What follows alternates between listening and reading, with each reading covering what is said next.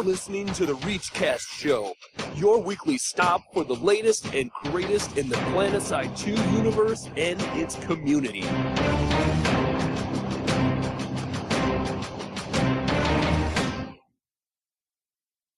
What's up, boys and girls? It's March 24th, 2014. You are listening to episode 78 of the Ramblecast Show. Proud members of the AGN and Podcast Networks. I am your host, Torkz. With me tonight, my one true friend, Noxx, is here. Your only true friend. Deringer's come down with the Black Plague and will not be joining us tonight. Hopefully, in this day and age, he can be healed from it. I'm not going to say the clap. Tonight, we are brought to you by Higby Leaks, and that's in big quotes, and also by your listeners like you via the Support the Show tab on RambleCastShow.com. What do you have in store this week? We have Noxx and I sitting here, boring you two, boring everyone, with patch notes, and then we're going to talk about wonderful community briefing stuff. We're going to talk about some community clash. Laser tags coming for SOE Live. Mm-hmm. Laser tag. And then probably we're probably gonna quit after that. So let's start the show. I'm going to get these mosquitoes in the air and rain down some hellfires on those fools. Oh no! What the fuck? I should have listened to the Ramblecast patch notes.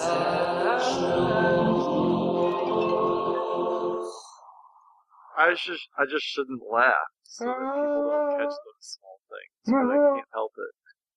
I don't know. Alright, so, patch update, what was this, on the 21st or something, I think?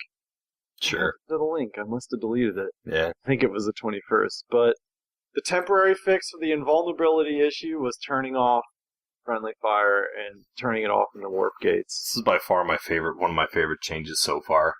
I was getting shot up in the warp gate, and I was like, what the hell? Oh, it's so good. Because I didn't read this patch notes, so...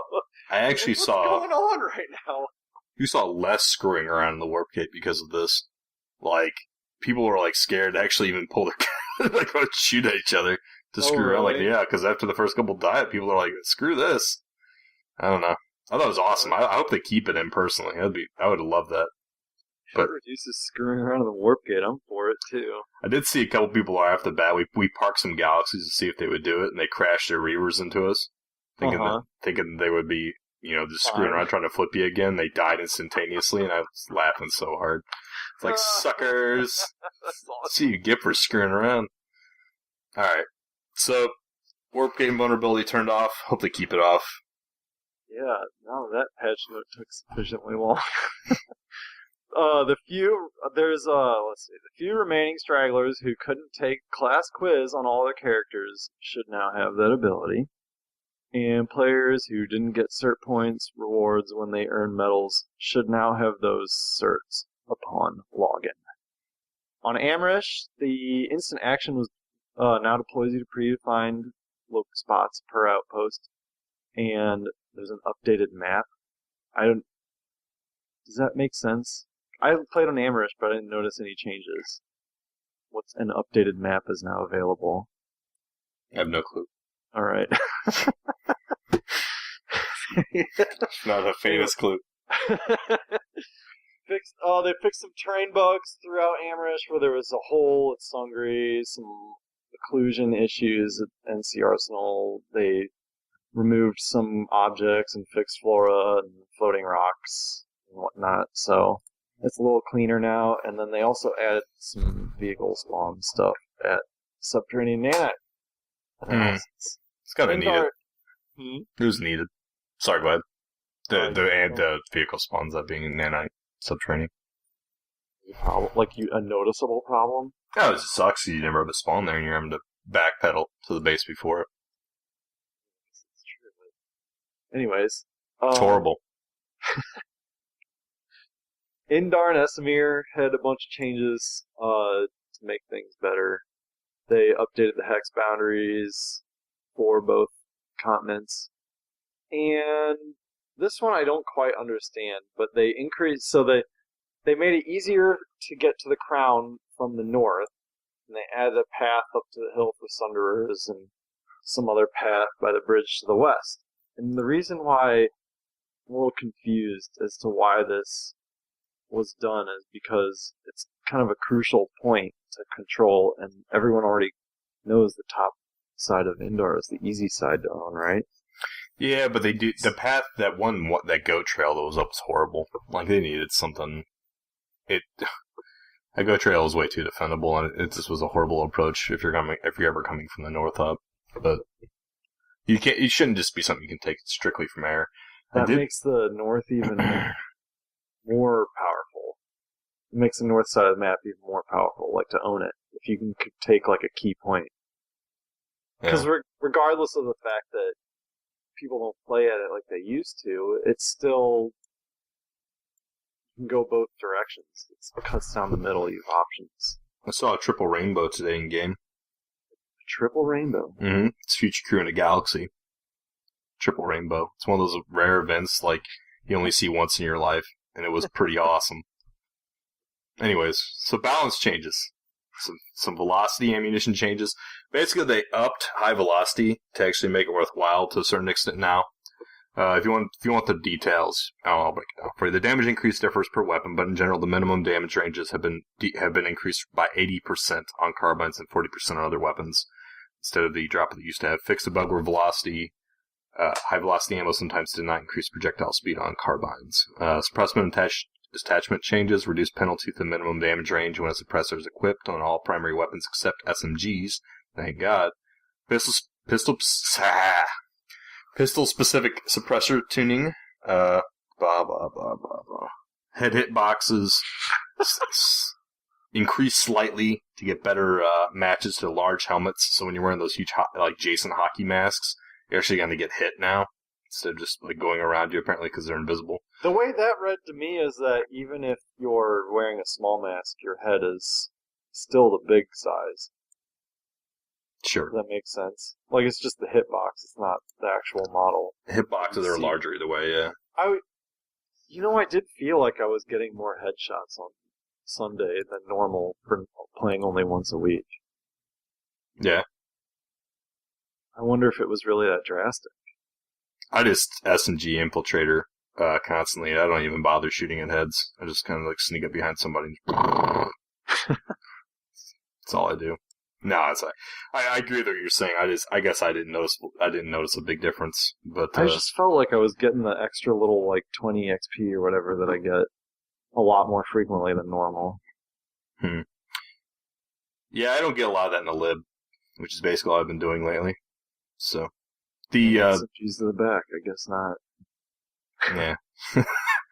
So the pool for assist XP is not equal to the kill value. Example, a 500-point magrider that you do 50% damage to will award you 250 points instead of getting crazy amount of extra XP across everybody inside your lib, which... Hell yeah, that was good. It was too much. It's too much. It was ridiculous. Hey, I guess like what, the way though? it is now, because I got one guy down to like, you know how it shows like they'll just last sliver of health, and you're like, if I just hit that one bullet, he would have died and I would have lived. Well, now you get like 100. I got 177 XP for which kills like 180 or something. Mm-hmm. So it was pretty awesome to get almost all the XP, even though kind of like that. Nice. Yeah. So by the way, guys, if you're a full member of the game. If you're like a premium member, like you roll deep in that platinum, then was it Araxium at max rank or Maxim at max rank? You get double XP weekends starting into this weekend. That's right. It's starting Friday. And April and May. You're gonna get basically, it sounds like once a month you're gonna get a double XP weekend. All for you, all you special snowflakes out there with your it's memberships. Once a month? I didn't read that part. Yeah, did you see it on? You didn't see it? Yeah, it's... I was wondering, I was like, are they really expecting people to buy it for one weekend? Dude. No, that makes sense now. That's actually pretty cool. March, April, and May, so I'm assuming they're going to continue it after that. And that's... I would imagine if it boosts sales, they'll continue it. I've heard, I don't know how many people since that was up on the splash screen of that, like, oh man, I have to get a membership now. And then I heard a whole bunch of people say, I'm poor, I can't get a membership, and I was depressed. So... Man, yeah, that was cheap entertainment. I don't. What is it? Membership? It's $14.99, right?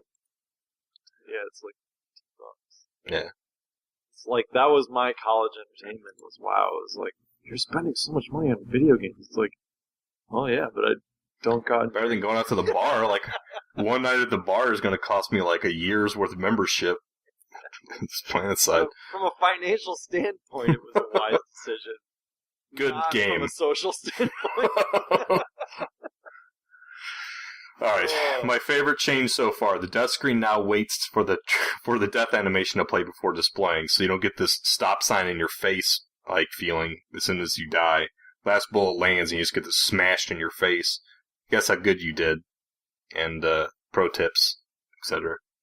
Stupid pro tips. I love the pro tips, man. It's my favorite new part of watching those things. Thanks for telling me that. Now that Mark explained that I was totally wrong about the experience thing. Mark explained that. So. I see how it is. Now that I know exactly what's going on with the pro tip, and it basically means you did absolutely nothing on the battlefield, I'm like, wow, great. Thanks for telling me how much I suck. Congratulations, you're horrible. Yeah. I didn't like that. Pro tip, you. Whoa! Oh, Louis here. Starts off immediately. Alright, community briefing. Let's begin. Attention, soldiers! Get your butts in here for this week's community briefing. It's you, boy. Yeah, it is. So there's a nice little Reddit article this week about how population imbalance should be handled. And I'll link it up in the patch notes. In short, it's supposed to, the idea behind it is chat too. Here it comes. Sure. Boom. It's the second link. The first one is a joke. So the idea being, during alerts and other things, when you have a major population imbalance on a continent, it should really entice the two factions that are not overpopulated to fight against the overpopulated one. And there's a multitude of different reasonings and bonuses that he's arguing inside this article for the two underpopulated factions. I personally love this because every time I log in the morning ever on Connery, I get a bunch of these Japanese Ginyu Special Forces dudes that are just tons and tons of, I'm assuming Japanese or Chinese, I can't remember if it's Chinese Ginyu Force or something, and every time there's an alert anywhere in the top first 3 hours of the day, it's like 70% pop VS. And then the rest of the day it evens out on Connery to a certain extent. It's ridiculous.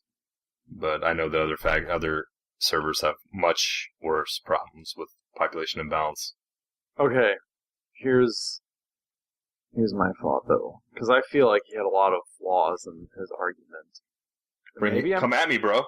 Maybe I'm crazy, but he's assuming that the vast majority of players are actually, like the way he writes this and words it, he's assuming that people make the decision based on the XP bonus, not based on the fact that they're getting their shit pushed in.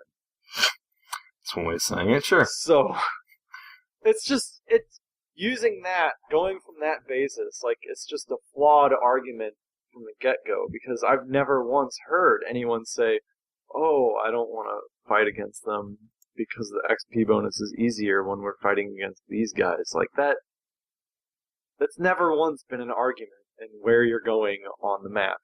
Going to the spot you're not going to get rolled, but have a good time. You know, or maybe you're suicidal and you want to get rolled. But anyways, so when you Spawn Room Heroes, when you start with that like standpoint, which isn't how I feel like the population is, this whole argument just becomes like it's not right. Like there's all sorts of flaws in that. So in lieu of this week's arguments on Reddit, my reply to you is your mom. But because okay, I lost my train of thought. But like, how is I win? How is bonus XP, like increasing the XP gained, going to entice you to go over there when that was never the reason for making your decision in the first place? Do you see what I'm trying to say? I can understand it. I think Mark would be better at this because I just don't understand it at the same time. I'm going to come up with like a ridiculous metaphor or something here. But it's just, there's no... When I launch something and I'm choosing that, and then someone says, oh, but if you come over here and choose this, you'll get this, even though I can't do it right now. Sorry. Anyway. I'm losing my train of thought now. I am too. Anyways, fighting against Zerg means you're getting a lower KDR, and that's really the biggest motivating factor I've noticed of people playing is KDR. Everyone loves showing that number off, especially Deringer. So... Yeah, KDR. Just gonna live. You're gonna get a lower KDR fighting against the Zerg. Like, that's probably the bigger reason for choosing to fight against the even fights. Dude, honestly, if you... And then the final thing, though, is who actually gives a shit about leveling in this game? Past level 10, there's really no point. But I guess there are all those people that want the completionists. That if you get to BR 100, you feel like you've completed something, or you've made something of yourself. You're a better person. I don't know. I'm shooting for BR 100 personally, and I don't really know why. But are you like playing when you don't want to play because, like you did in WoW when you're leveling a character? No. You felt like you had to get to the level, so you were playing just to do that. That was back when, wanted to. That was back when I can actually honestly say that I felt like I was addicted to gaming. Like, that EverQuest 1 and, WoW, when I actually felt like the compulsion to, I had to log on and play, right? Right. And as time has gone on, that has become less and less of a thing for me, period. And, see, that's a good point. But I just think of the times where I'm, playing these characters and having a miserable time. Just because I know I'll have fun when I'll get to the higher level. And that's just not PlanetSide. PlanetSide doesn't require that, right? So all the... So why... that's what I mean by giving a shit about leveling. You're leveling to get to the good stuff. Yeah, because to basically do any endgame content for most RPGs, you have to be max level, right? When you get max level, other than the fact that you're max level, it doesn't fucking matter in this game. Yeah, basically. I mean, other than a bragging thing. Yeah. Oh, okay, I get what you're saying. Yeah, other than bragging, it really doesn't matter, right? It doesn't unlock anything for you, or... and it's not like you've hit your max certs or something. You still keep earning certs, so... I still say that they're going to have to redo that cert system here pretty soon, because you're already seeing people that max out their certs. It can't be this thing where, as the year goes on and people start maxing out everything they have on their certs, and certs lose all point and value, the little bit of, point for people to grind this is going to be lost. Yep. Okay. Yeah. See, Louis said levels mean nothing but levels equal certs. Not true. Well, certs equal levels. I think you can reverse that same argument. Saying experience equals certs. Yeah, whatever. I mean, gaining experience. It doesn't matter what level you are, because when you are level 100, you don't stop earning experience and stop gaining certs. I was about to say your argument's invalid once you reach 100 because you're still getting certs. Right. You lose. No, me? No. No, I'm talking to Louis. Oh, I'm pointing at the chat room, screaming. Wait, I thought we were agreeing here. You're telling me I lose. You lose. So yeah. There's no point, so who gives a shit? Anyways. I like this game because I can log in. I honestly think keeps me playing is talking with people and having fun while we're playing, and having some sort of coordinated action and shooting and bombing and just generally having good FPS fun time. I mean, if you don't like that, this game, you're never going to like this game. Be blunt. Because it's sure as hell not the meta that's going to keep you playing. Right?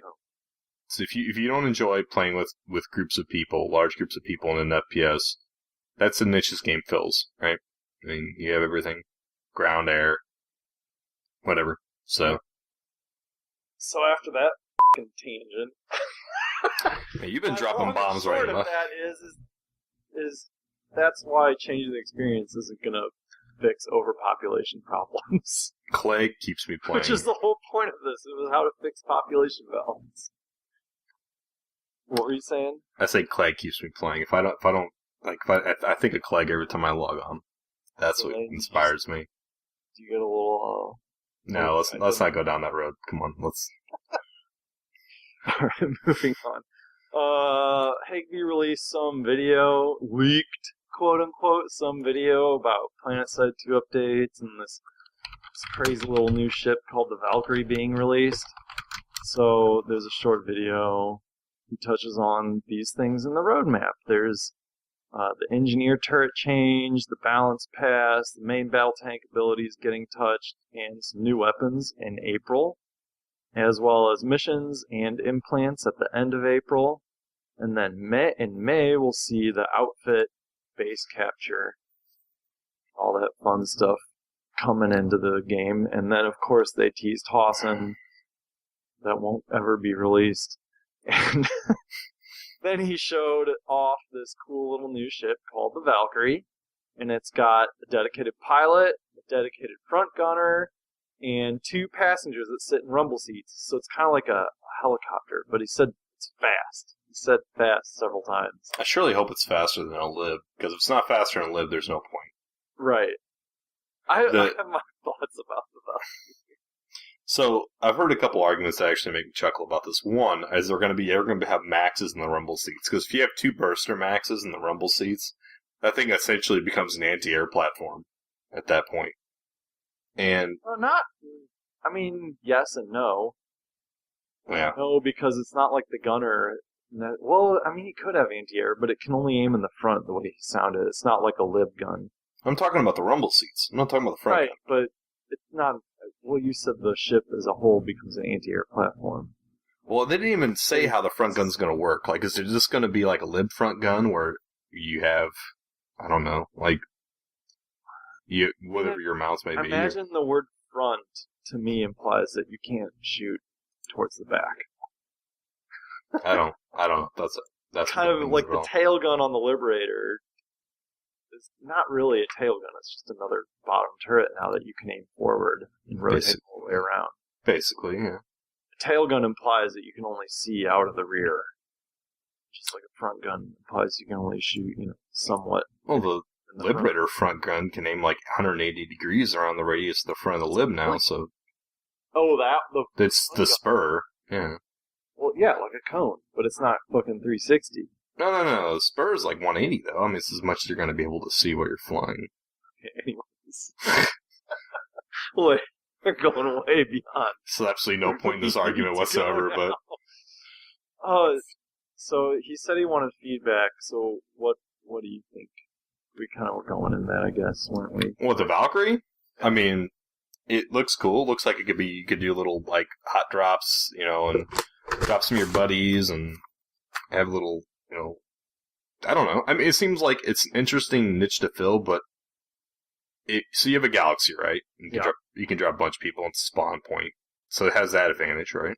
Right. You got a lib that's going to have 2 guns on it, so it's a better weapons platform. Right.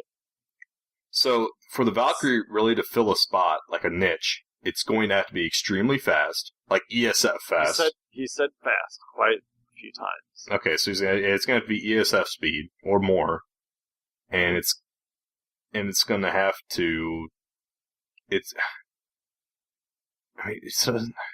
doesn't have a. If it was faster than ESF, that would change what I think about it a little bit. You just see people using it to ram shit at that point. Well, I mean, the thing I was thinking is, I think there should be 4 rumble seats, not 2. 4? Because it seems like more like kind of a hybrid infantry transport. Mm-hmm. I don't see it super effectively used as something that is gunning down. Like, the passengers are probably gonna drop every time. Timalud just made a good point. If it has a cloak, that'd be badass. Like, if it had a, like a cloak like the Wraith cloak for the Flash. So yeah, but I was originally thinking that to be really kind of effective and cool, and like the kind of image in my mind was, like the Clone Wars, the ships that like picked Yoda up. Oh yeah, the clone. But that clone would trooper. carry more than 2 people, right? That was what was going on in my mind.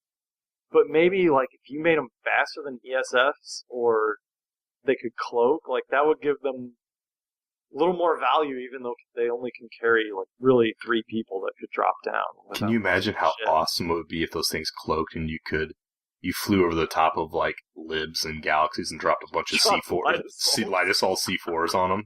Can you imagine how badass that'd be? I would love that. But no, that totally makes like the 2-person thing way cooler if it could cloak or was just like crazy fast, like could outrun an ESF. That would be because sweet. then you're gaining the value that I feel like kind of is a little missed if it's slower than an ESF by carrying only 3 people that can drop without guaranteeing your loss of the ship. Yeah, and they would have to. Then it takes like the way it is now is if you kept the gunner in the ship, it would take a whole squad to deliver a whole squad, and that's not very effective. You know, I kind of wonder if they should make it a spawn point too, though. No, No. the harasser would then be argued as a spawn point almost. So it's basically like an air harasser, right? That's kind of what it feels like to me. So that's an issue. But I feel like depending on what we talked about, with like Time Elude, was Time Elude the one that said the cloak? Mm-hmm. Yeah. Unless it has something cool like that, or just super crazy fast, something to make that 2-man drop valuable. I don't see a 2-man drop being valuable. You should be able to put a nuke in the back and just make it a. That being said, suicide. I was really pessimistic about the harasser, and we all saw how that turned. So, The nerf? You talking I about could like be the? way wrong. No, just when the harasser first came out, I was like, I don't really see a use. Yeah, I you see were a you were use definitely for wrong this. about that. Yeah, I was way wrong. But I do see a use for this. I just don't feel like it'll be as effective as I maybe think. Just because it literally takes an entire squad to transport an entire squad as a like fast reaction transport ship.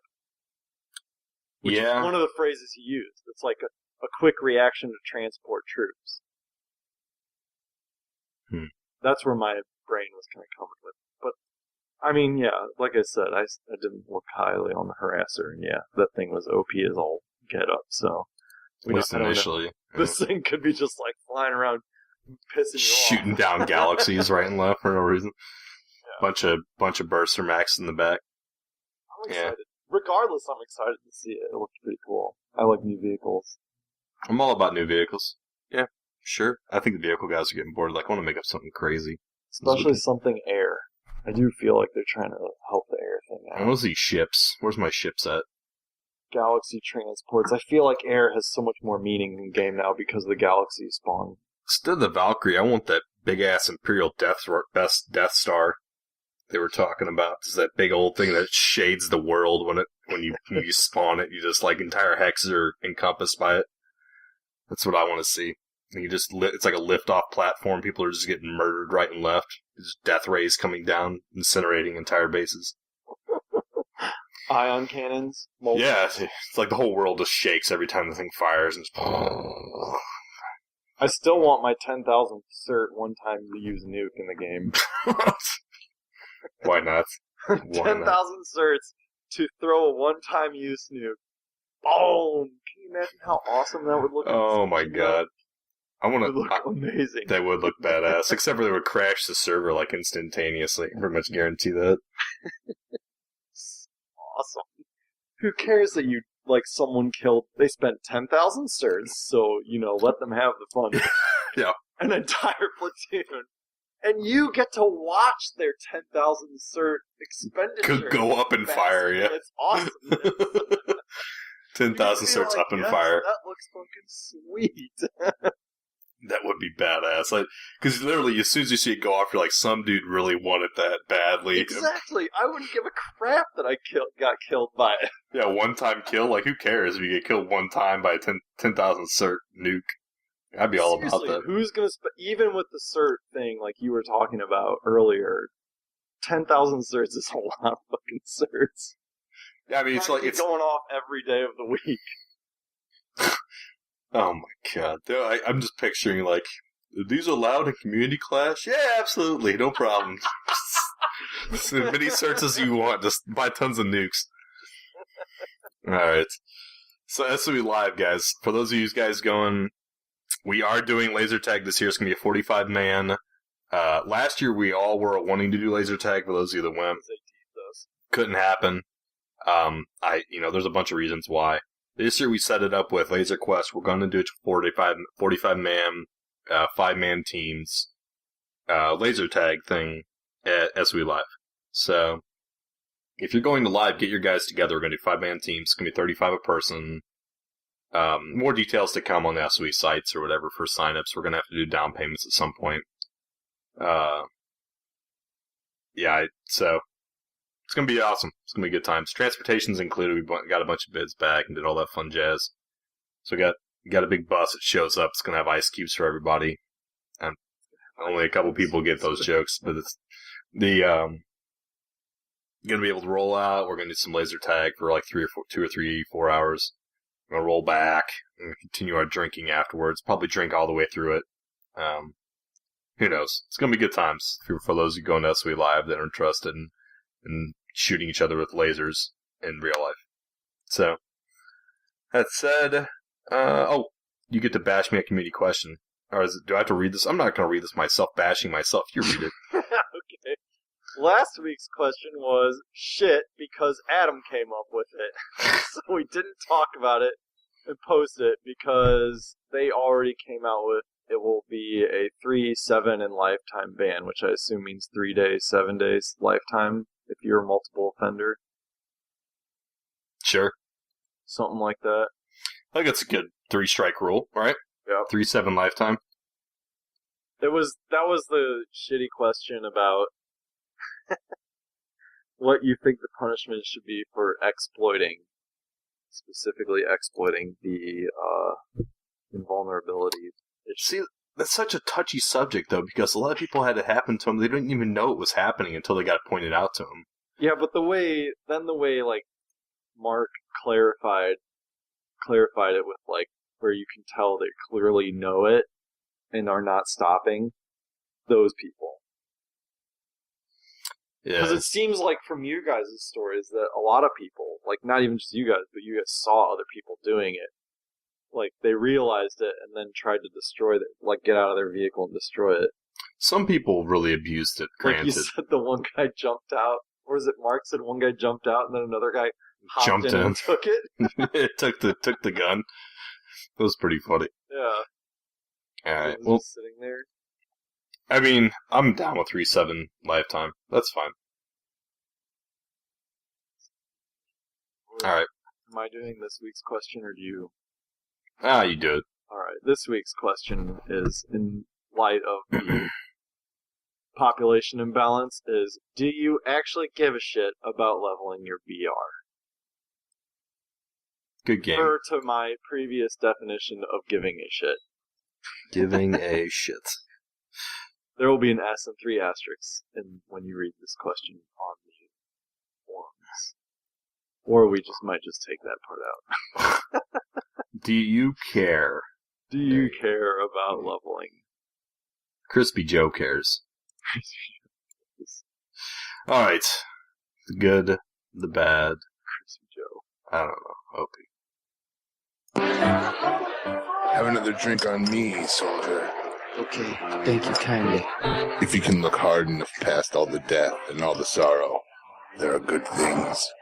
You must remember that we will overcome. The good, the bad, and the overpowered.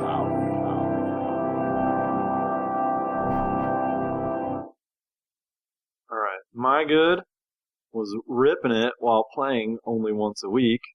I was playing pretty well the other day. So, that was pretty fun. That was my good. Because I gotta try So enthusiastic. I gotta try and keep them game-related sometimes, right? So enthusiastic. Enthusiasm is just blowing my mind. Yeah, I know. I'm very excitable today. And then, my bad is not even feeling remotely motivated to work on ReachCat this weekend. Because mother. I had a pretty good weekend, and when I got home from these fun things, I was like, ugh. I like how you say that as you slur. Like, I had a really good weekend. I did. I had a fun weekend. Did That's I really good. slur that bad? No. You're fine. Just give me shit. Alright. My good for the week is, by the way, guys, chat room, since we're out, our infested host, why don't you give us a good and bad from the chat room? I don't give a shit what it is. Deringer's good. Chat room good and bad for the week is going to be Deringer's good and bad, so let's hear good and bad while I'm doing mine. Alright, my good for the week is, I like the Valkyrie. I like new vehicles in the game. We kind of already talked about that. My other like is the fact that we got the new Community Clash production stuff up and running, thanks to Antithesis. Those are my goods. A bad is my co-host is a lazy ass, not working on ReachCat. And I'm disappointed. I'm sad. I don't know what to do about it. I think he's meowed a couple times already. He's meowed at you. He's joined in. No, right now he's joined in. I don't know if anyone heard it though. He was. I don't know. I just sat down to try and work on it, and I wasn't really feeling it.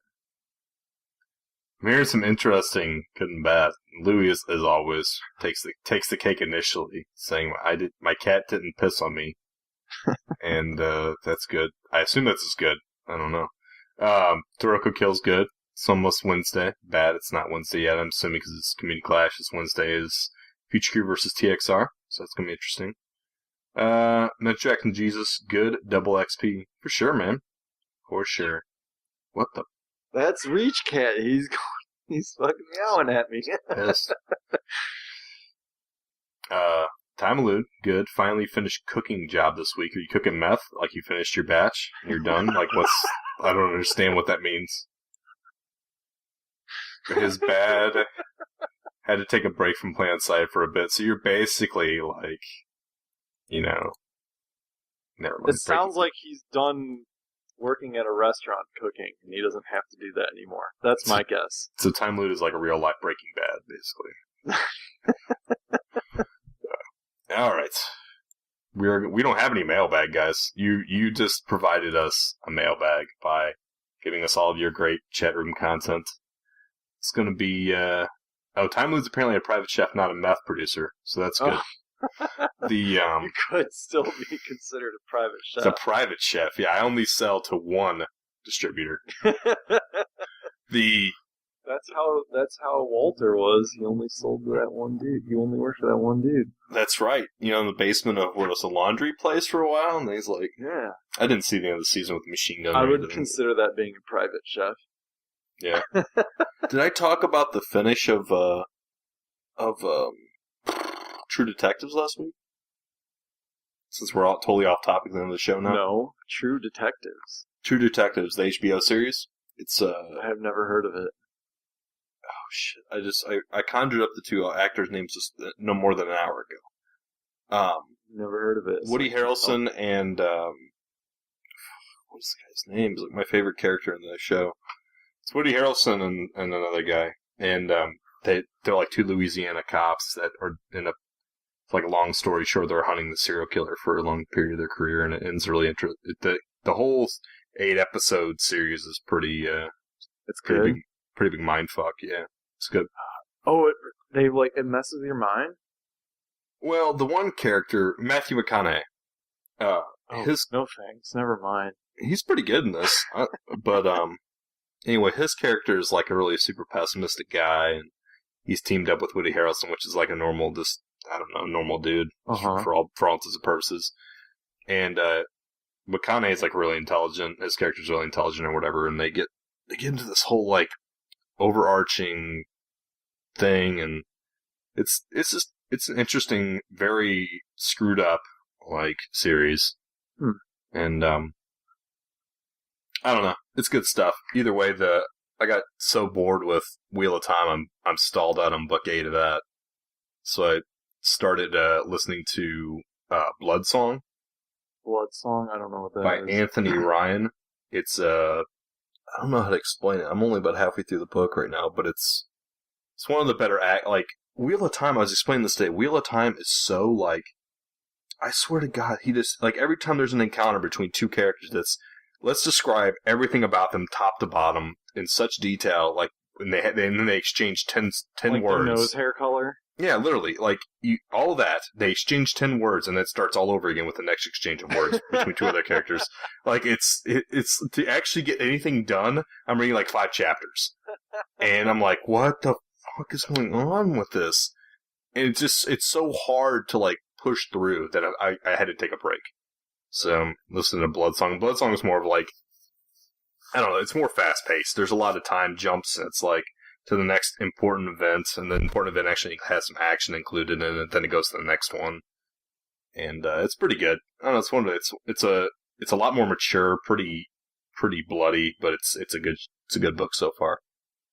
Aside from that, dude, I don't know. Playing with a lot of Outfit X this week, blowing shit up in PlanetSide. Since we are a PlanetSide show, I guess I should get back to the point. I caught up on Top Gear. Top Gear. Fuck yeah, I love Top Gear. This is, guys, by the way, this is the Reachcast. What are we going to call this? We don't give a shit, end of show, period? The Reachcast, we don't give a shit, end of the show, period. That is a really... You gonna make a bumper for that one? Sure, why not? Like, I'm just gonna make a, Welcome to the Reachcast, we don't give a shit, end of the show, period. I like that, that's good. Perfect. Let's hear from the chat room. What's the chat room's favorites? Has anyone seen Ramblecast the Top Gear with does. the McLaren, the hybrid McLaren? That thing is crazy. Chat room hates us. They're calling us Ramblecast now. Screw you, Des.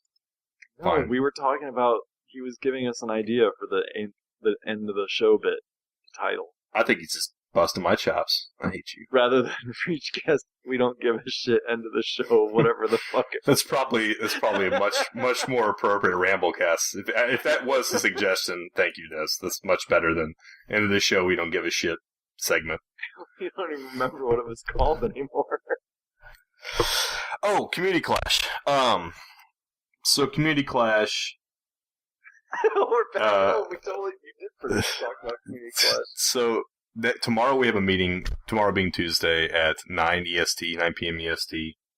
We are doing. I'm sorry. It's much better. We're doing a meeting. We're going to discuss how season 2 for Community Clash is going to work. Right now, I need to explain. For those of you listening to this, we can explain. The SOE is going to set it up in a way where Jaeger Access, Jaeger being the private server we do Community Clash on, is done where the rosters for the teams that are submitted are going to be unlocked for those personal accounts for Jaeger. So when the accounts are unlocked, you can take one of your character slots and create a character on Jaeger, and you'll have to we still have to work out the XP resource stuff, but you'll be able to create a character on Jaeger and actually play with your personal account on Jaeger for the season. So that way we can track what accounts are being used to verify that you're logging with people you're supposed to be. Question. Yeah, what's up? This is actually a serious question. I wonder if you guys have addressed this. People who have all their character slots full. No, I was thinking about that too. That's funny, and they're gonna have to delete somebody. It's the only thing I can think because it's not something we can't. I guess you could make another account. But we can't, because it's linked to the account. It's linked to the personal account. Yeah, it's linked to the main account. I mean, if you have every character slot filled, I guess for those people without memberships, that might not be a difficult thing to do. I don't know, man. We'll have to. I don't think we can gift character slots to 700 people or whatever it's going to be because we're going to have. Yeah, that's. It's going to be 24 teams instead of having 8 teams. We're going to have 24 teams per side. So EU and US are going to have 24 open slots, and if they're not filled, they're not filled. But we're going to so that as many people in the community can be involved as they want. So we're going to do 24v24, right? Or 24 teams, and it's going to be a double elimination bracket this time instead of single elimination. So teams can play longer and don't get eliminated if they happen to have a bad pairing. Not every game is cast. No. Not till the last 8 are they going to be cast because this is too much, right? Right. Yeah. Like we have administrative access to Jaeger in a way where we can set up the matches, right? So people can execute the matches, play their matches, and we'll knock through as many in a week as we can. But it's not till the last 8 are we actually going to spend all the time to get production going. So it's like not 700 people simultaneously main section Gs. That's over a course of several months of tournament. 700 at once. 700 at once. 350 versus 350. That'd be interesting. So we're going to cast the last 8 in the same way we've done season 1, right? The last 8 of US and last 8 of EU, right? And then at the end we're going to have the EU versus US like season 1. But we wanted to get as much of the community involved as we could, as many teams as we wanted to get in there, so that we're not just excluding a bunch of teams to last 8 play. We had like 19 people submitted for season 1. We only got to play 8 of them. That's not like fair for a lot of people. So no, yeah, definitely. I think it's so- a really good plan. So we're still trying to hammer down exactly how big the roster should be for a 24-man team. I've heard suggestions anywhere from 36 to 48. 48's a bit much. No, we can allow them. way too many. So 36 allows an extra 12, right? An extra squad for 24 people. See, I think that's even too high. Well, if you have that many matches, right, and you have a bunch of people that have to rotate off real life stuff and 24 people, 36 seems more feasible to me. If I were going to sit and try and argue the many reasons that flowing through my head way faster than I can say them right now, my max would be 32. My absolute max. That's actually the number I started with, was 32. And there were some arguments that kind of persuaded me otherwise, but it's still... So 32 to 36, somewhere, we'll have to figure out the roster number, but you have a specific amount of roster you can submit for your people. And then we're going to submit all that. SOE was kind enough. They're going to have to go through a shitload of work to flag all these accounts and unflag them into the season, but they said they're going to give it a try for a season. So hats off to them and props for them because they're going to put in a ton of work for this. It's not something we can do. So they're going to do that. And then we have to decide how the roster is going to work. That's the big point of contention for the community right now. So there's a lot of bullshit about the DA thing this week. And we're trying... I see this. Yeah, 32. You can't have a whole extra squad of backups. There's just something wrong in my head about that. It does seem like a lot, right? It's like, but if you're gonna play a bunch of matches, what if your people I don't know. 32 provides what? You have 8 extras? Yeah, maybe. I'm thinking everyone is playing 2 matches at minimum. Mm-hmm. Yeah. And it's is it weekends only? What's that going to look like? Well, that's the thing, right? So we have to pack so many games. So we're going from playing, 8 matches? 4, 5, 6, 7, 8. You don't want the interim break between, the broadcast show to be too distant. Well, that's the thing, too, so... But you know what I'm going to say, though? Is if you try and cram it too fast, you might have more attendance problems than if you tried, doing it over a longer period of time. Yeah. Well, we're going to have to put a fair amount of time from our side in to get all these matches kicked off, right? But it's, as long as we get as many people to play as we can, so be it. But we're going to do all those, right? We're going to do all these matches, and and then at the end we'll cast it, but right now we have to figure out between the community if we're going to do the teams make them outfit-based, or are we going to make them totally team-based, where there's a lot of competitive play. Not that PlanetSide's ever going to meet that, but there's a lot of competitive plays out there that you just pick up a roster and you pick your teammates, right? It's not based off outfits, but a lot of people are arguing that maybe we should make it rules. If you do it team-based, the number one argument against that is team stacking. Yeah, stacking.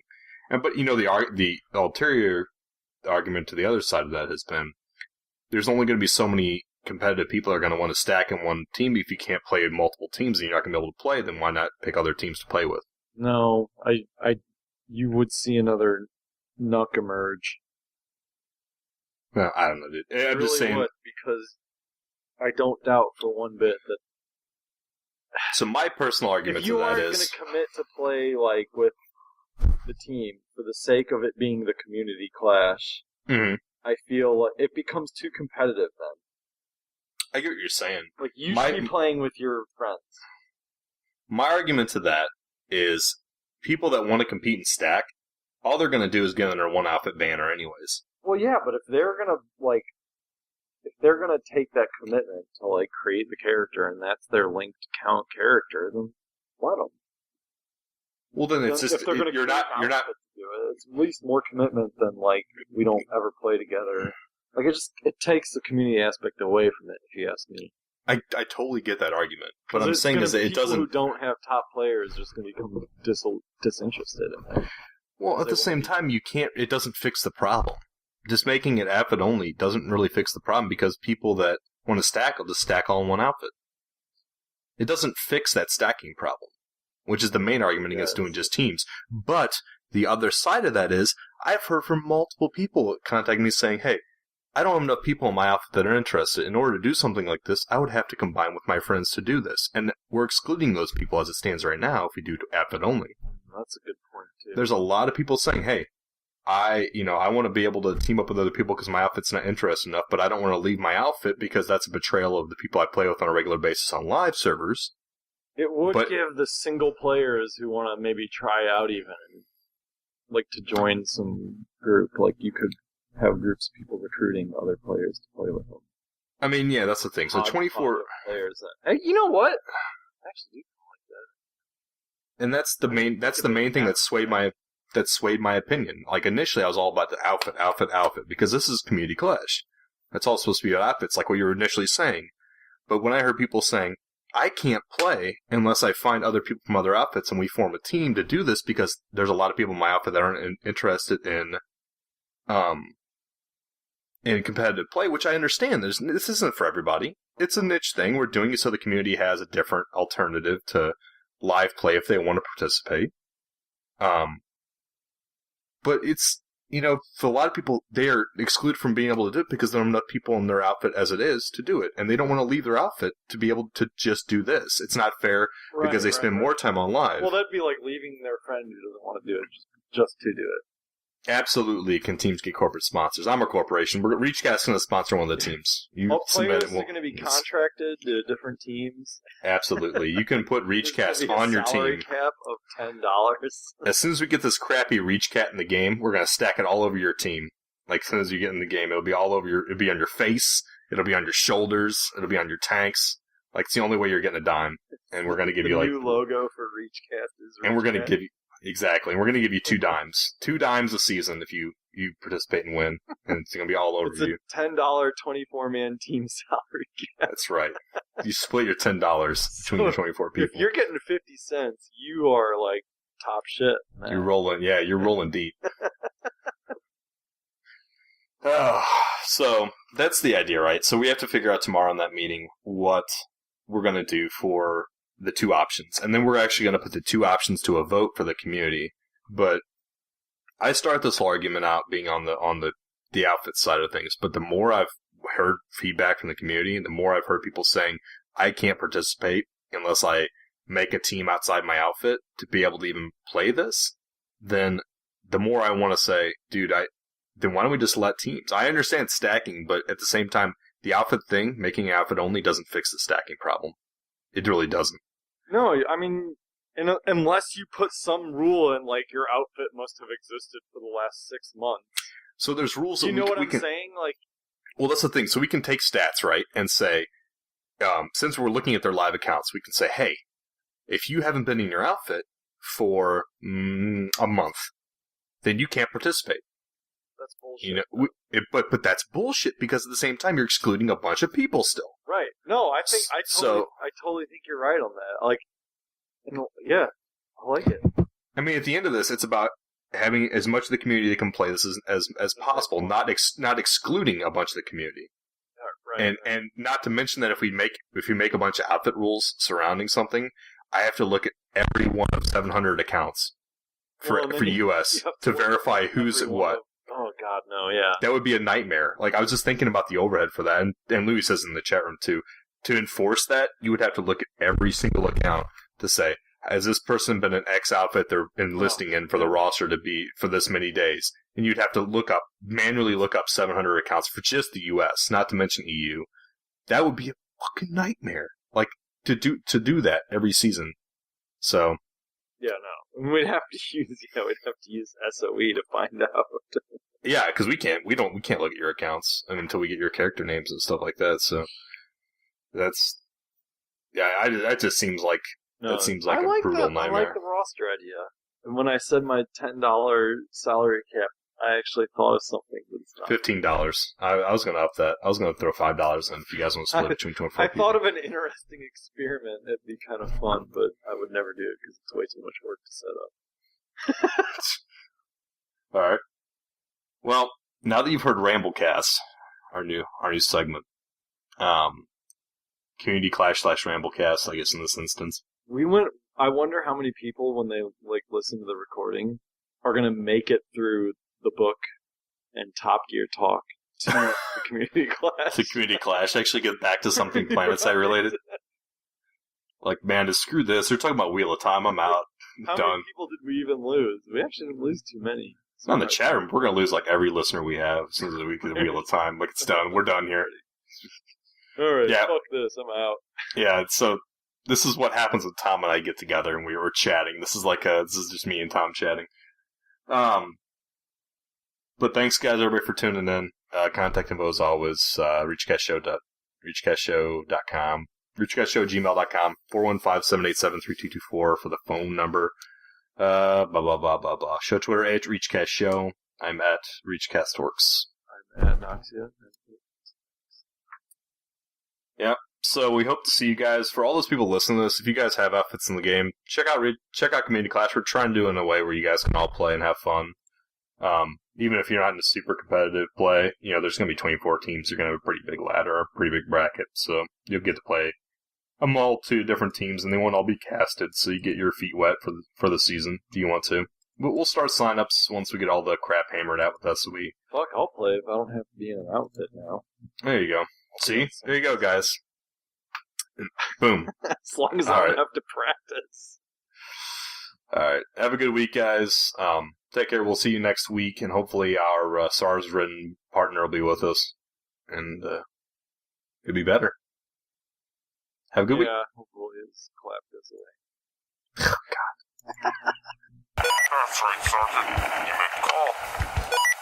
All right, soldiers. You've done a great job here today. Let's get our stuff and get the hell out of here.